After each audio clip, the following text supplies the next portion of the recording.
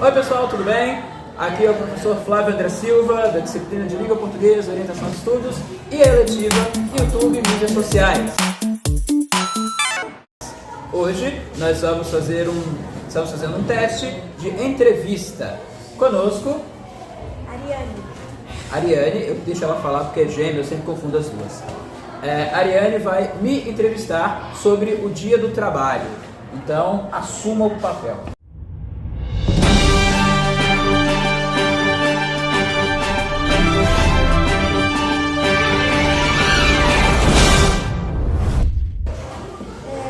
Por que você escolheu essa carreira?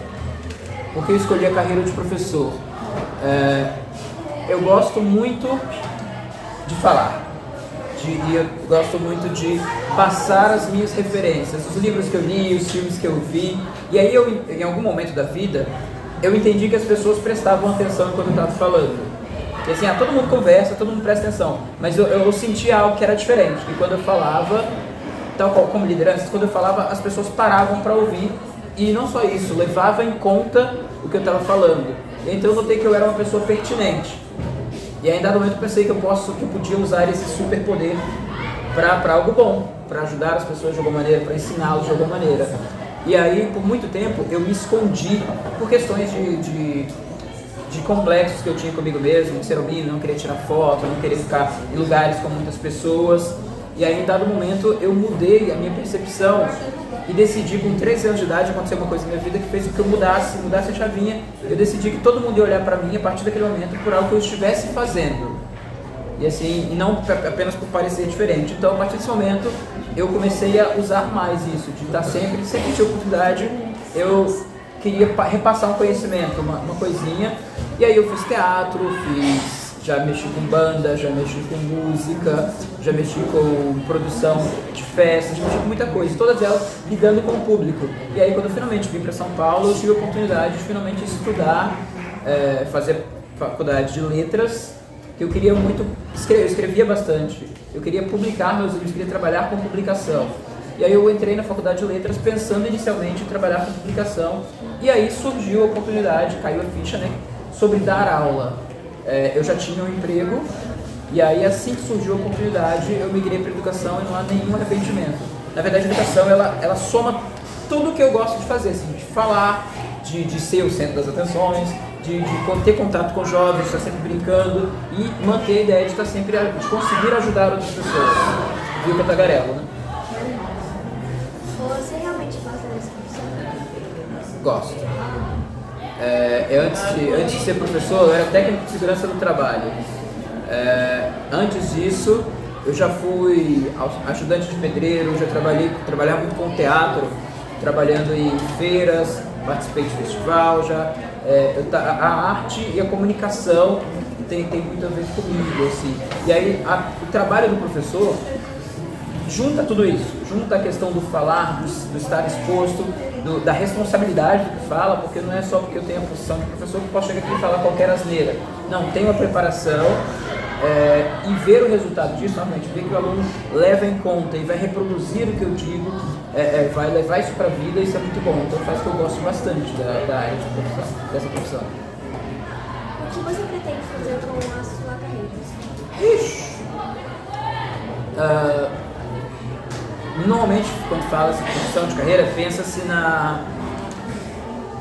num plano de carreira, assim, quero ser isso, vou subindo, a ponto de você então deixar de ser professor para ir para gestão, coordenação, direção. Eu não almejo isso, eu não almejo sair da sala de aulas, eu não tenho lá essa grande pretensão. Pode ser que aconteça algum dia, mas inicialmente eu quero mesmo estar aqui, ter esse contato com os alunos, ter essa carga diária de contato, de entretenimento, de educação. Eu gosto disso, assim. Então não tem muito para onde ir, só um dia depois do outro mesmo. Qual era o seu sonho de criança antes de escolher a profissão de professor? Sempre que me perguntavam o que eu queria ser quando eu crescesse, eu respondia sem pestanejar: eu vou ser desenhista. Eu vivia deitado no chão desenhava em folha de caderno, folha de sulfite, papel de jornal, papel de pão. Eu desenhava em todos os lugares o tempo inteiro. Por algumas vezes eu fiz um compilado, eu juntava meus desenhos e fazia um encadernado, uma apostila de desenhos com 75. Eu esperava completar 70 páginas para poder fazer o livro de desenhos do alemão. Então eu fiz alguns desses e aí eu sempre falava, eu quero ser desenhista.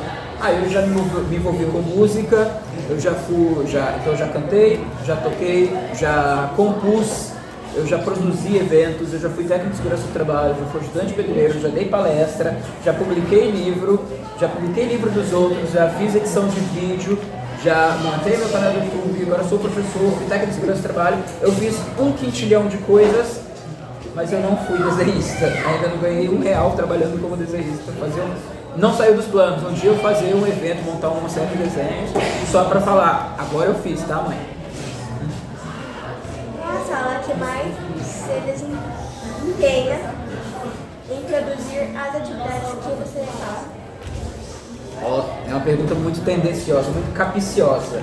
Perguntas capciosas são aquelas que tendem a nos levar ao erro ou alguma situação embaraçosa ou controlada. Eu nessa escola dou aula para os 7º anos e as 3 salas têm desafios interessantes, as 3 salas têm perfis específicos e logicamente eu não poderia responder para um público enorme se eu tenho um predileto, se é A, B ou C, se é X, Y, Z. Seria irresponsável da minha parte. Mas eu tenho. Eu sei qual é. Qual foi a primeira escola que você trabalhou? Eu fiz o estágio da faculdade no Tarsila do Amaral. Foi onde eu tive o primeiro contato com sala de aula enquanto professor, enquanto estagiário, mas de ter as minhas próprias turmas foi no professor Armando Gaban, na escola de Jardim Conceição, em Osasco, uma escola de comunidade, e me disseram muitas coisas, até negativas, antes de eu ir para lá, que você não vai gostar, que é perigoso, que a comunidade de volta é assim, assado, e eu adorei aquele lugar. Adorei a experiência, boa parte do que o povo falou era verdade, a comunidade, tem isso, tem aquilo, e foi incrível, as pessoas normalmente colocam uma série de empecilhos, desafios para tornar o seu sonho menor, para trazer desafios, mas não trazem o contrário, trazem um elogio, coisas boas para motivar. Então assim, eu costumo dizer que você tem que saber o que você quer, se especializar nisso e vai. Se não der certo, você tentou, faz outra coisa, mas você tem que ir. Você se inspirou em alguém para esse emprego?